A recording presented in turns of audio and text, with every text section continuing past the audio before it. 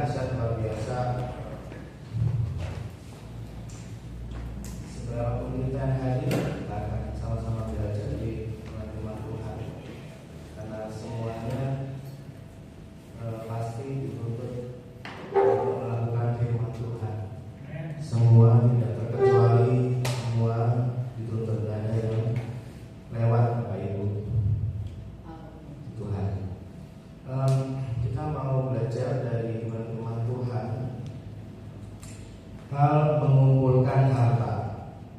Kita baca di dalam Matius pasal 6 ayat 19 sampai 24. Matius pasal 6 ayat 19 sampai 24. Kita gantian bacanya. Matius pasal 6 ayat 19 sampai 24. Judulnya adalah di mana hartamu berada, di situ juga hatimu berada. Firman Tuhan. Nah, 19 saya bacakan dulu, nanti Bapak Ibu yang 20. Janganlah kamu mengumpulkan harta di bumi dengan dan karat merusakkannya dan pencuri membongkar serta mencurinya. Tetapi mengumpulkan harta di surga tidak terkait dan mencuri tidak membongkar serta mencurinya. Karena di mana hartamu berada, di situ juga hatimu berada. Mata adalah jika mata baik Jika matamu jahat, dan gelaplah seluruh tubuhmu. Jadi jika terang yang ada padamu gelap, betapa gelapnya kegelapan itu. atas kalau kamu dapat diberi kepada Tuhan karena dia yang sesuatu yang salah dan mengasihi yang baik. Pasti kepada sesuatu yang salah dan kamu tidak dapat berarti pada Tuhan, kita kita percaya di tempat ini, di gereja GKP Pengembang Pamekasan ini, kita belajar firman Tuhan itu dari segala sisi, ya Bapak Ibu. Dari segala sisi, dari semua hal yang ada di Alkitab itu kita pelajari semua. Jadi ini firman Tuhan yang kita perlu dengarkan. Saya juga mendengarkan, saya juga belajar, Bapak Ibu juga belajar. Katakan ayat 19 sampai 21 saya bacakan. Janganlah kamu mengumpulkan harta di bumi dengan dan karat merusakkannya dan pencuri membongkar serta mencurinya. Tetapi kumpulkanlah bagimu harta di sorga. Di sorga dengan dan karat tidak merusakkannya dan pencuri tidak membongkar serta mencurinya. Karena di mana hartamu berada, di situ juga hatimu berada. Nah, dikatakan janganlah kamu mengumpulkan harta di bumi. Terus gimana? Kita bertanya-tanya. Kita kerja, kita nabung, kita investasi, kita beli emas, kita beli mobil. Apakah itu semua bertentangan dengan firman Tuhan? Janganlah kamu mengumpulkan harta di bumi dengan dan karat merusakkannya dan pencuri membongkar serta mencurinya. Di mana ini firman Tuhan? Kita nggak boleh mengumpulkan harta di bumi. Apakah seperti itu ya? Nah, kita mau belajar lagi di mana kita menyikapi firman Tuhan, dari biarkan firman Tuhan itu yang menjawab. Jadi kalau di luar sana ada gereja-gereja yang mendorong jemaatnya untuk menjadi orang-orang yang diberkati, artinya diberkati tidak jauh-jauh daripada kekayaan, tidak jauh-jauh daripada orang-orang yang punya materi. Tapi kita bukan seperti itu. Memang kita diberkati, ya, kita juga diberkati. Tapi itu tidak bicara tentang selalu bicara tentang materi, tidak selalu bicara tentang uang. Itu bicara juga tentang sukacita dan sejahtera, kesehatan, perlindungan, penyertaan, kemurahan Tuhan, perkenanan Tuhan, itu juga berkat. Nah, apakah berarti kita tidak boleh beli mobil? kalau nggak boleh mengumpulkan harta? Apakah kita tidak boleh beli motor? Apakah kita tidak boleh menabung? Apakah kita tidak boleh beli pakaian yang bagus, yang baik, gitu ya? Nah, tentunya tidak seperti itu. Ayat firman Tuhan ini bicara tentang fokus kita selama kita hidup. Kita ini kadang sih, kita juga pernah mungkin diajari mungkin ya sama orang tua kita, mungkin sama teman-teman kita kalau kita gaul ya sama orang-orang bisnismen apa? Kalau kita gaul sama orang-orang yang bisnismen atau orang-orang yang punya materi, rata-rata kehidupannya kan bagaimana bersaing untuk menjadi yang paling kaya, yang lebih kaya. Jadi prinsip-prinsipnya itu kadang saya harus lebih kaya, apalagi saya anak Tuhan, saya harus diberkati, lebih diberkati lagi, bisa saya lebih kaya. Nah, kita perlu kembali kepada firman Tuhan. Ayat ini 19 sampai 21 ini bicara tentang fokus kehidupan kita. Apa yang menjadi fokus kita selama hidup? Berapa persen waktu, tenaga, pikiran yang kita habiskan untuk mengumpulkan harta di bumi? Berapa persen waktu, tenaga, pikiran yang kita habiskan untuk mengumpulkan harta di bumi? Berapa persen yang kita gunakan waktu, tenaga, pikiran itu untuk mengumpulkan harta di sorga? Berapa persen perbandingannya? Berapa persen tenaga yang kita habiskan, pikiran kita yang kita curahkan untuk mengumpulkan harta di bumi, untuk mencari materi? Berapa persen? Apakah 95%? Lalu perkara mengumpulkan harta di surga cuma 5%, ataukah 90%? Sedangkan untuk cari harta di surganya hanya 10%. Jadi firman Tuhan itu bicara tentang semua hal.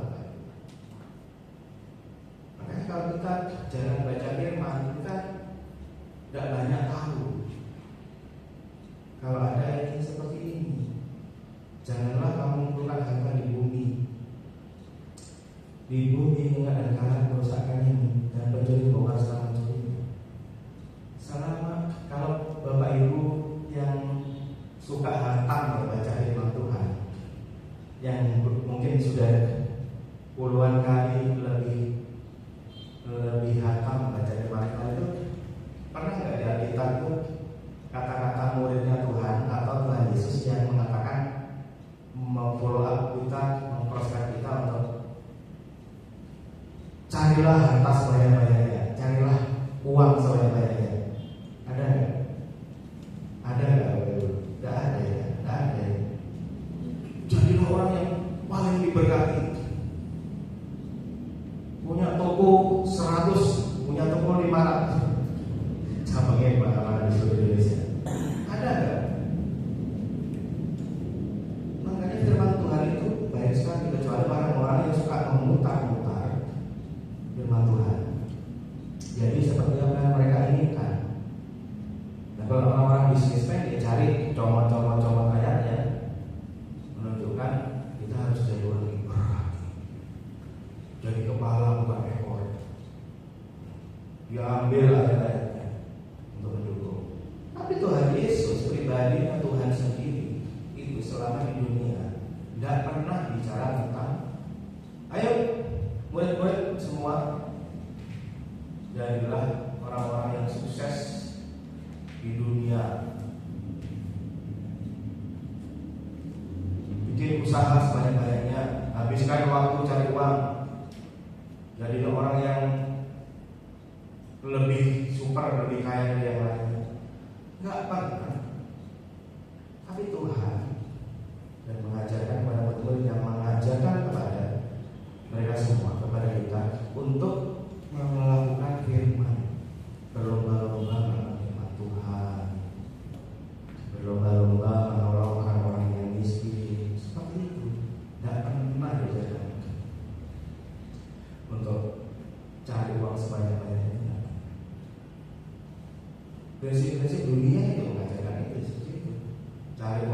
sampai apa? Sampai lupa waktu, tidak makan, tidak tidur, tidak istirahat sudah, pokoknya lupa anak istri sudah. Saya kerja cari uang buat anak istri. Habis itu istrinya nggak terus. Kita tahu kan kehidupan artis-artis itu, bikin konten, bikin acara, bikin ini, bikin itu. Akhirnya apa? Anak istrinya nggak diperhatiin, akhirnya cerai, nggak mau alaf lah. Maka gitu ya, wis gas terus, cari uang terus, tidak peduli rumah tangga porak-poranda, hancur lebur, tidak peduli, gas terus, cari uang terus. Dan prioritasnya, fokusnya itu udah beda. Fokusnya benar-benar time is money, no time for other. Tidak ada waktu untuk yang lain, keluarga tidak ada sudah, apalagi doa sama baca Quran. Terus 0,01% paling. Nah kita, kalau kita mau belajar firman dengan sungguh-sungguh kembali kepada firman, justru kita suruh dituruh firman, jangan kumpulkan harta di bumi, karena di bumi ada kerusakan dan bumi menguasai bumi. Ini kalau kembali kepada firman, tidak pernah Tuhan mengajar kita untuk kumpulkan uang sebanyak-banyaknya. Tidak. Ini loh kalau kita kembali kepada firman Tuhan. Kalau kita belajar kepada hamba Tuhan yang mungkin dia sudah fokusnya mau bisnis, ya tidak lagi. Tapi kalau kita menjadi orang-orang Kristen murni, belajar tentang firman Tuhan, ini firman Tuhannya.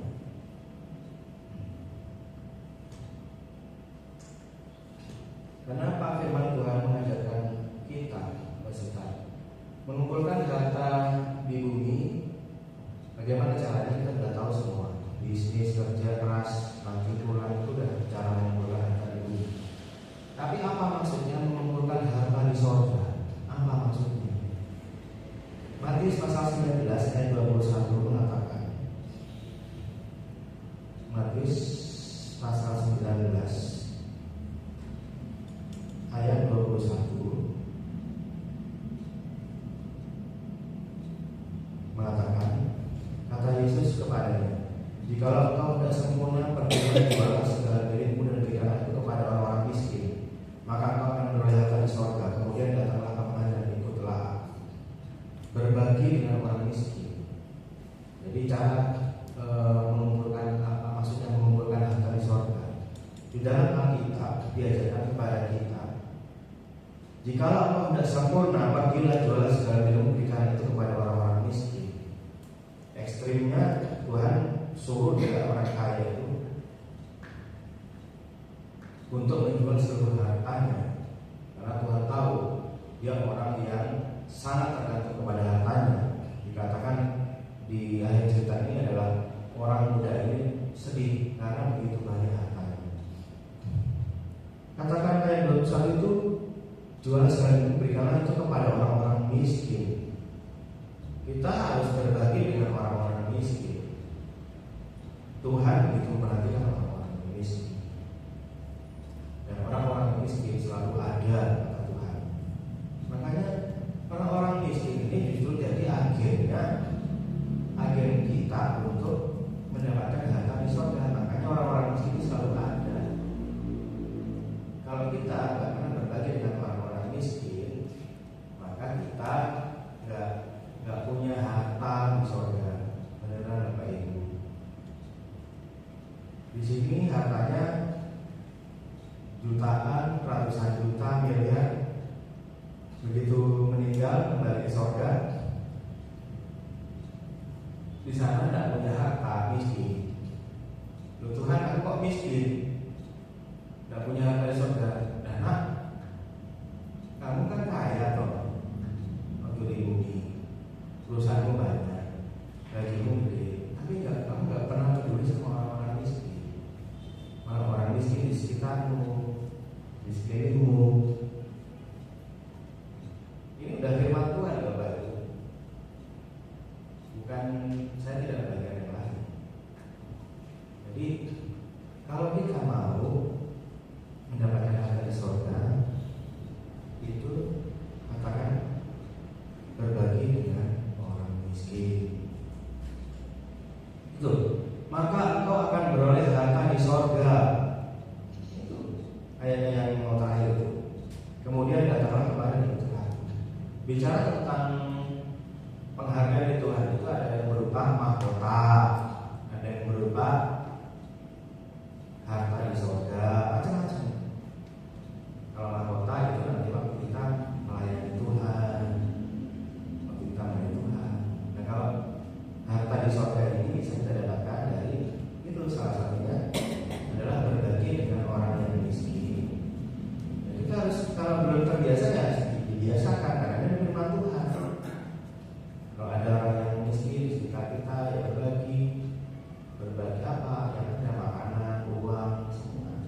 Makanya orang-orang Kristen itu pasti harusnya identik dengan orang-orang yang murah hati. Bahasa Maduranya pelak, bahasa Maduranya lambe. Bukan orang saya cerai. Saya juga harus membiasakan ini. Suka kasih apa, belikan bakso orang-orang yang mungkin orang terparkir mobil, kasih uang, pemulung, belajar mulai dari sekarang. Karena kita tidak banyak waktu. Masa nanti nunggu mau kembali kepada Tuhan baru mau berbagi sama orang miskin. Nah, Lukas pasal 12 ayat 33. Lukas pasal 12 ayat 33. Jualah segala milikmu dan berikanlah sedekah. Buatlah bagimu pundi-pundi yang tidak dapat menjadi tua, suatu harta di sorga yang tidak akan habis, yang tidak dapat didekati mencuri, dan yang tidak dirusak.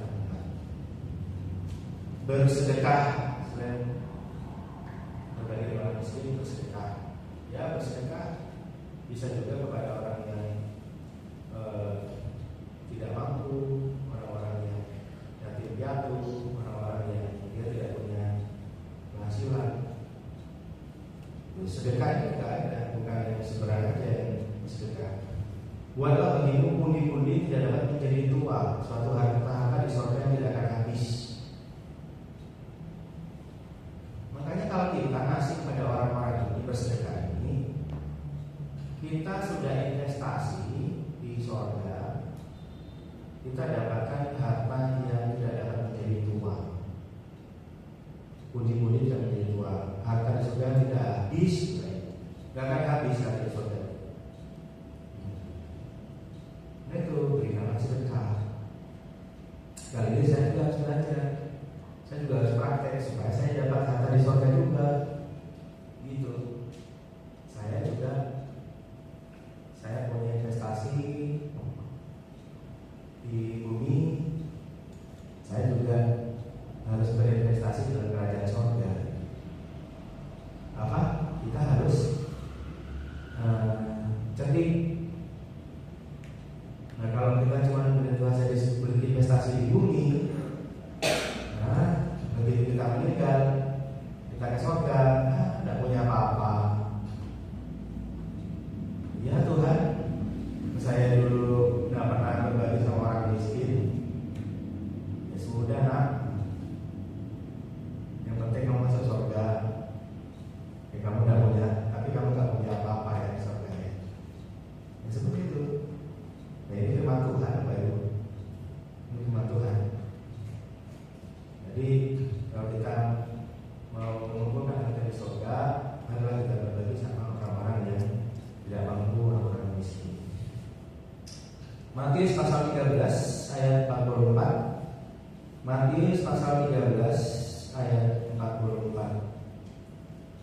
Matius pasal 13 ayat 44. Hal kerajaan surga itu seumpama harta yang terpendam di ladang, yang ditemukan orang lalu dipendamkannya lagi.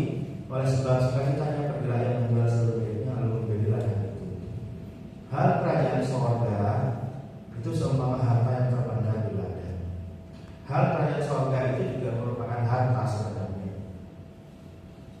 harta buat kita.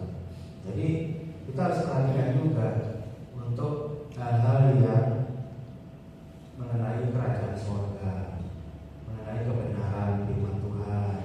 Makanya mencari kebenaran firman Tuhan itu juga harta. Oleh sebab sukacitanya pergilah menjual seluruh miliknya lalu membeli ladang itu, karena di situ ada harta. Dia jual seluruh miliknya, beli itu. Itu perumpamaan ini melambangkan bahwa kerajaan surga itu sebenarnya membuat seharusnya buat kita menjual seluruh milik kita untuk mendapatkan itu. Nah, kalau kita fokusnya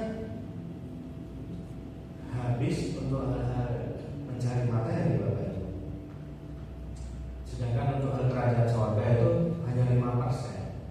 Ya, berdoa, baca Alkitab kalau sempat. Nah, kalau sempatnya repot. Waktunya 95% untuk apa? Ya, kerja, terus kerja lagi, terus kerja lagi. Ya, ada ngurus anak, istri. 95% kita habiskan untuk hal dunia, untuk mengumpulkan harta di bumi, sedangkan mengumpulkan harta di surga hanya 5%. Nah, ini kan kebalik. Kalau imbang lah, oke lah 50-50. Jadi kita perlu kembali kepada cara hidup Alkitabiah. Kerja ya harus, supaya kata teman-teman apa? Supaya kita makan. Kerja itu untuk makan.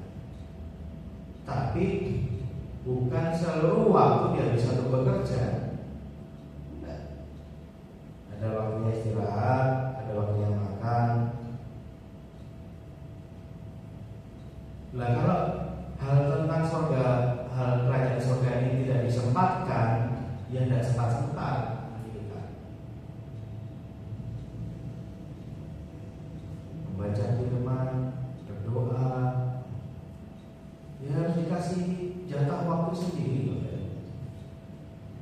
Wong firman Tuhan kita harus dikatakan kumpulkan akan surga. Nah, ada justru dikatakan tadi, kalau mengumpulkan harta di dunia nanti lengan dan karat merusakkannya, dirusakkan. Tapi harta di surga itu kekal dan akan habis, tidak akan hilang. Gitu. Kenapa firman Tuhan mengajarkan kita untuk berbagi dan bersedekah? Kenapa firman Tuhan itu mengajar kepada kita untuk berbagi dan bersedekah? Saat kita memberi dan berbagi, sebenarnya itu melatih kita supaya kita tidak berpaut dan terikat dengan harta dunia.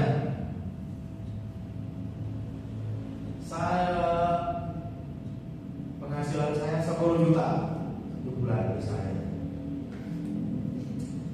Pokoknya jangan sampai uang ini berkurang. Jangan.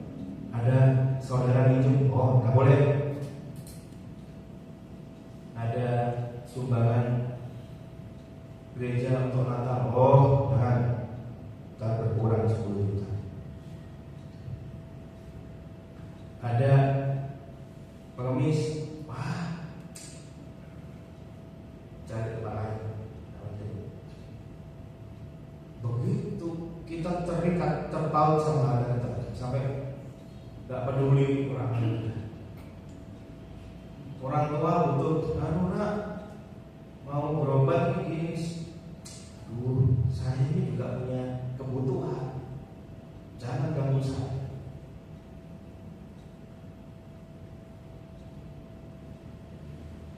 Dan begitu kita menggenggam harta itu dengan kuat-kuat sampai tidak peduli mau dunia hancur mau kiamat, pokoknya uang itu jangan sampai berkurang.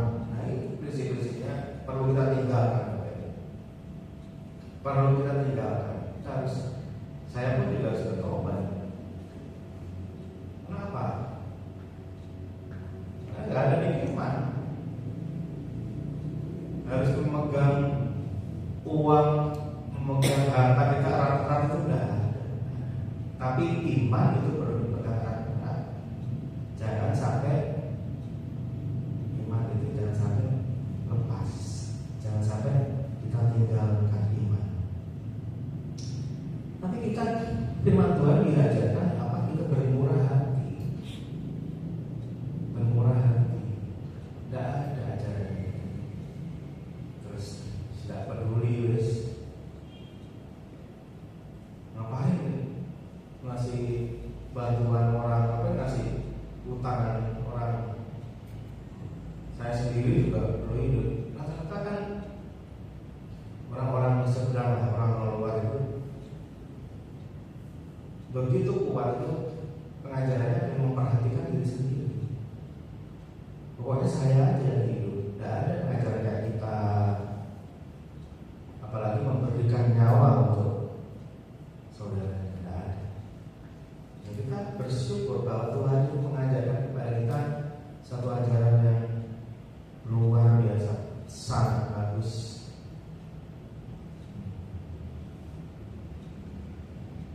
Supaya kita tidak terikat dengan harta dunia. Saat kita memberi, maka kita akan menjadi, maka kita itu pemberian itu kepada orang-orang yang miskin dan mampu, nah itu langsung menjadi dicatat, bukan dicatat ya, langsung menjadi harta di surga. Nama Tuhan itu akan disiapkan untuk kita sebagai harta kita di surga. Makanya kalau nggak pernah berbagi sama orang yang tidak mampu, ya tidak usah berharap kita punya harta di surga. Ya, jadi orang miskin di surga. Tapi, di surga ada orang miskin. Ya, tidak tahu. Ini firman Tuhan. Tuhan mengatakan kepada kita kalau supaya kita mengumpulkan harta di surga. Dan berarti ada juga orang yang masuk surga tapi nggak punya harta. Benar kan? Tuhan Yesus dalam firman-Nya tidak akan mengajarkan kita untuk mengejar kekayaan. Tidak ada. Tidak ada murid-murid. Tolong semua belajar bisnis, kuliah, semua kuliah bisnis. Bukannya orang-orang yang kuliah bisnis itu salah, tidak. Maksudnya Tuhan tidak pernah mengajarkan kepada murid untuk menjadi orang jago-jago mengejar kekayaan. Jadi orang kaya semua. Tidak ada waktu selama saya baca firman itu. Memang ada tokoh-tokoh Alkitab yang kaya. Ayub kaya, untanya banyak. Abraham kaya, Daud kaya. Tapi orang-orang itu bukan tipikal, selalu saya baca, itu dia bukan tipikal bisnismen. Tapi orang-orang yang suka mengejar Tuhan, orang-orang yang suka dekat sama Tuhan. Ayub itu apa? Kerjanya soleh, orangnya suka ibadah, gaul sama Tuhan. Salah sedikit anaknya didoain.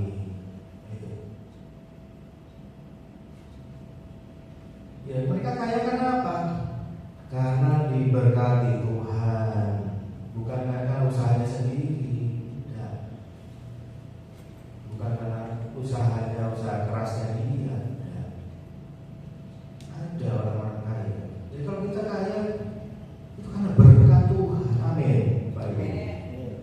Kita diberkati Tuhan. Tidak perlu khawatir.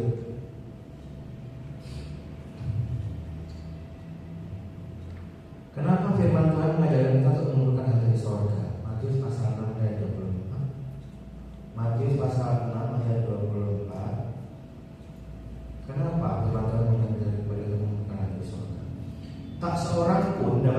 mengabdi kepada dua tuan.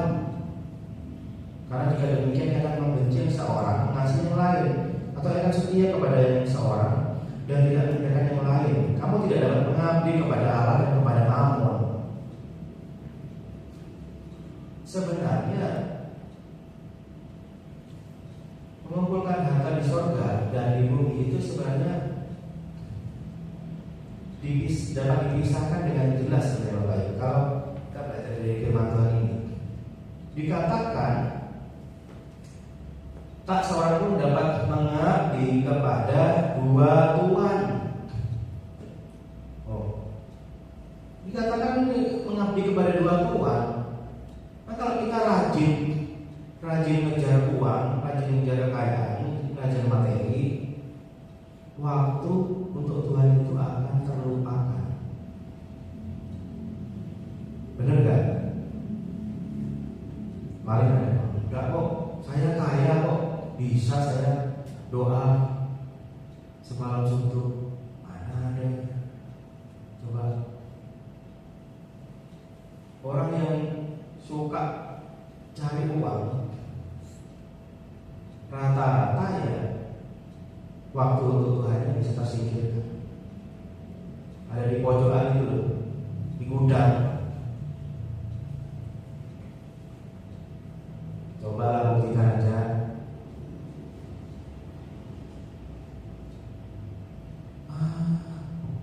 Pagi-pagi bangunnya siang, habis itu mandi, berangkat kerja, sarapan, berangkat kerja. Tidak pernah kita berusaha untuk memiliki waktu untuk Tuhan. Yang penting apa? Yang penting keluarga sehat. Yang penting makan ada. Yang penting saldo tabungan ada. Udah. Makanya di luar negeri itu ya gampang cari uang. Gereja itu kosong. Percaya nggak percaya? Ya, karena apa? Karena Tuhannya sudah bukan Tuhan, tapi uang. Makanya kita nggak bisa mengabdi kepada dua tuan. Kalau kita cinta uang, cinta sama Tuhan jadi berkurang, malah habis, malah hilang. Beneran ini? Enggak kan? Enggak, jangan bilang enggak. Kita kembalikan aja kepada diri kita sendiri. Saya aja, kalau misalnya tugas saya banyak, ada tugas-tugas tertentu yang mengharuskan saya untuk bekerja ekstra, itu kadang bangun paginya ya telat, tidak sempat doa, tidak sempat baca kitab. Jangan bilang enggak. Kita jujur aja di depan Tuhan. Kita harus mulai jujur Bapak Ibu. Jadi itu diibaratkan kita bisa mengabdi kepada dua tuan, kepada Mammon atau kepada Allah. Makanya Alkitab ini kenapa kita harus belajar untuk fokus mengumpulkan harta di surga? Karena apa? Kalau kita fokus yang mengumpulkan harta di dunia, habis waktu kita untuk cari uang, habis waktu kita untuk cari mengejar kekayaan, kita akan melupakan Tuhan. Beneran coba aja, tapi jangan dicoba saja. Jujur,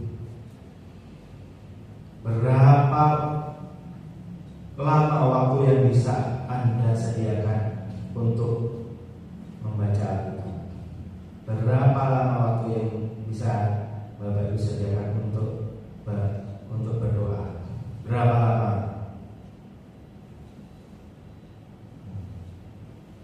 Harus diberikan waktu, dibagi waktunya. Kumpulkan harta di sorga setiap hari. Makanya jemaat DBAP ini nanti akan menjadi jemaat yang berkenan kepada Tuhan, ya, kembali kepada firman Tuhan yang murni, firman Tuhan yang apa adanya, tidak ditambah-tambahin, tidak ditambah tepung, tidak ditambah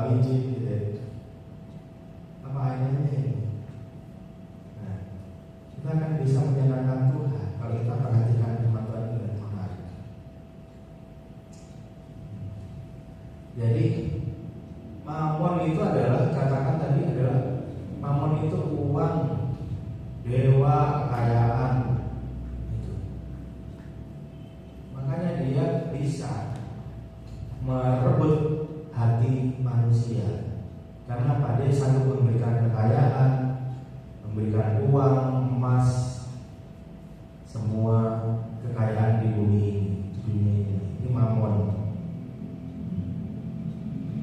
Tapi dia tidak bisa memberikan keselamatan. Makanya kalau orang Kristen yang sudah terima tiket masuk surga karena menerima Tuhan Yesus, kalau dia menyembah mamon, waduh, tiketnya hilang hangus. Nah itu, jangan sampai kita kehilangan tiket keselamatan.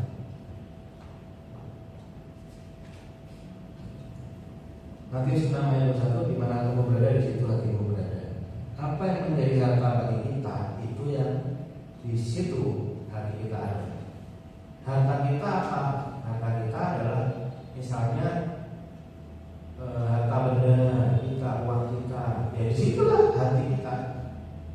Kalau uang kita berkurang, rugi, ditipu orang, itu langsung hatinya sedih, langsung tidak mau makan, kepikiran, sakit, itu.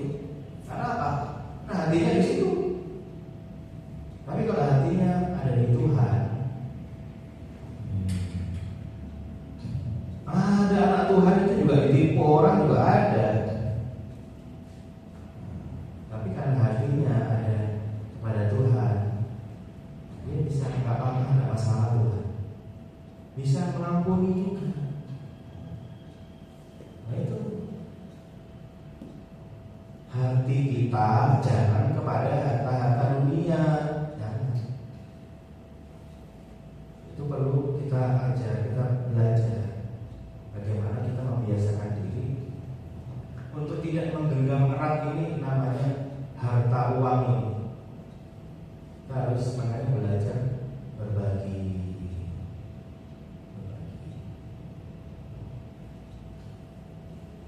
Waktu, nah itu, kalau hati kita kepada uang ada daripada kekayaan kita, bangun tidur ingat uang, bangun tidur mikirkan bagaimana cara dapat untung, bangun tidur memikirkan bagaimana biar tidak rugi. Nah itu. Tapi kalau hatinya, harta kita itu adalah hal surgawi, harta kita adalah Tuhan Yesus, maka bangun tidur apa? Ingat bagaimana kita mengucap syukur kepada Tuhan. Tuhan terima kasih tadi malam sudah dilindungi, diberikan tidur yang nyenyak, diberikan mimpi yang indah. Bangun tidur bagaimana? Ingat kita doa, menyembah Tuhan. Bangun tidur itu Pak Ibu. Makanya hatinya, hartanya itu ada di mana? Harta kita itu sekarang adalah apa? Apakah uang kita atau apakah Tuhan yang menjadi harta kita? Seharusnya Tuhan itu menjadi harta yang paling penting, paling berharga, paling mahal. Itu seharusnya sebagai anak Tuhan. Bagaimana memulai mengumpulkan harta di surga? Bagaimana kita mulai mengumpulkan harta di surga? Pertama, berikan sedekah, tadi dibahas. Mulai fokus pada perkara rohani. Perkara apa? Mencari kebenaran firman Tuhan. Cari dalam kerajaan Allah kebenaran, maka semuanya akan ditambahkan kepadamu. Mulailah fokus pada perkara rohani. Mulailah untuk memberikan jatah waktu untuk baca firman dan berdoa. Lalu bantu pelayanan dengan hartamu, menabur gitu. Atau dengan apa yang kita miliki, harta. Mungkin harta kita belum bisa, tapi bisa tenaga, waktu, talenta kita ada. Yang keempat, pelihara kebenaran, kemurahan hati. Saat dikerjakan Tuhan untuk memberi, segera kerjakan. Kalau kita melihat orang yang tidak mampu, melihat orang yang miskin, lalu Tuhan gerakan hati kita, aduh kasihan, ya jangan berhenti sampai di situ. Apa yang ada, kasih. Kalau ada uang ya kasih, kalau ada makan kasih. Belajar peka pada tuntunan Tuhan. Kalau kita digerakkan Tuhan, peka. Itu bisa kita pelajari. Belajar apa? Belajar peka kepada perintah Tuhan, kepada dorongan Roh Kudus. Nah, Matius 6 ayat 20 katakan yang terakhir. Kita baca bersama-sama Matius pasal 6 ayat 20 sebagai ayat yang terakhir. Matius pasal 6 ayat 20. 1, 2, 3. Tetapi kumpulkanlah bagimu harta di surga yang ada tidak rusakkannya dan menjadi tidak membuka serta mencurinya. Di Tuhan, mari kita semua mengumpulkan harta di surga. Ya, kita pelajari firman ini, minta sama Tuhan supaya Tuhan ingatkan. Supaya apa? Waktu kita hidup, kita punya kesempatan untuk mengumpulkan harta di surga, tidak selalu melulu tentang harta dunia. Kata-kata orang-orang sibuk mengejar dunia, tahu-tahu dipanggil oleh Tuhan. Repot. Belum ngapa-ngapain Tuhan. Ya. Di Tuhan, demikian firman Tuhan. Saya percaya kita semua diberkati Tuhan. Mari kita berdoa. Kami mengucap syukur kepada Tuhan untuk malam hari ini. Tuhan, ingatkan kami untuk memulai waktu kami secepat mungkin untuk mengumpulkan harta di sorga. Karena itu yang menjadi perintah-Mu, jadi firman Tuhan. Kami mau mengerjakan firman-Mu Tuhan. Mampukan kami, ingatkan kami akan firman-Mu. Terima kasih Tuhan, terima kasih. Terima kasih segala kemuliaan Tuhan Yesus Kristus. Kami berdoa, haleluya. Amin.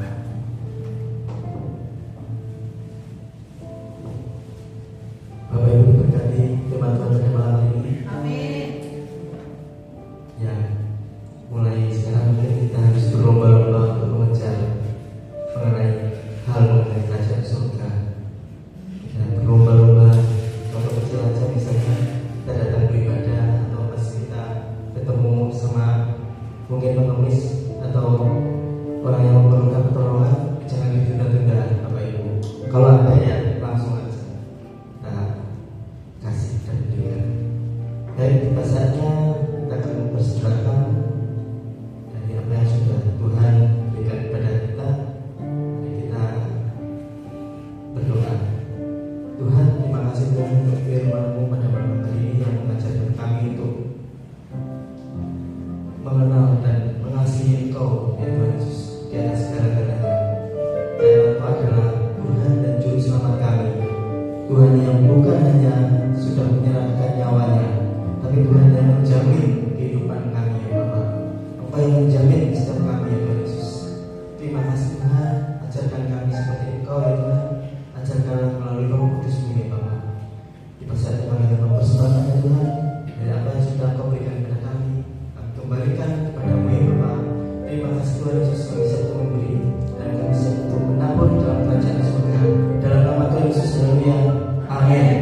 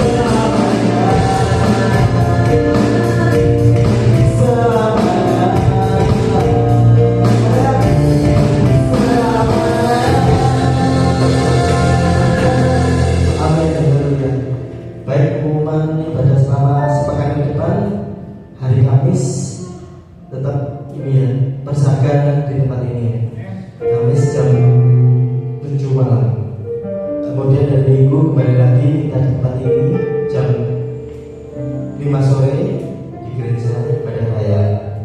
Baik, kita tetap setia di saat-saat akhir, kita tetap setia dan kedapatan tetap setia dan berlomba-lomba untuk mencari kerajaan surga, bukan besok atau kapan, tapi sekarang, Bapak Ibu. Dan untuk doa untuk silakan berdamai.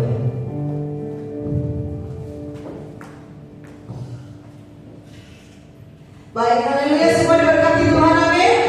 Puji Tuhan, hari ini adalah hari kesukaan bagi kita semua, karena Tuhan berikan kita kesempatan untuk bertemu dengan Tuhan kita. Haleluya. Hari ini kita diberkati dengan firman Tuhan. Saya sendiri sangat diberkati. Puji Tuhan, terima kasih Tuhan banyak. Tuhan memberkati kembali. Kita diingatkan kita untuk mengumpulkan harta di surga. Nah, hari Minggu tanggal 29, hari Kamis tanggal 29 itu adalah hari kenaikan Tuhan Yesus. Kita akan ibadah di tempat ini. Salah satu tadi cara mengumpulkan harta di surga selain memberi sedekah adalah apa tadi? Mulai fokus pada perkara rohani. Artinya usahakan untuk kita banyak mengikuti kegiatan rohani. Usahakan banyak, ya. Seperti komsel, doa-doa itu diusahakan. Itu namanya kita fokus untuk mengumpulkan harta di surga. Hari Kamis, hari kenaikan Tuhan Yesus, usahakan berikan yang terbaik kepada Tuhan. Tapi saya belum tahu jamnya karena koordinatornya tidak hadir, antara jam 5 atau jam 6, ya.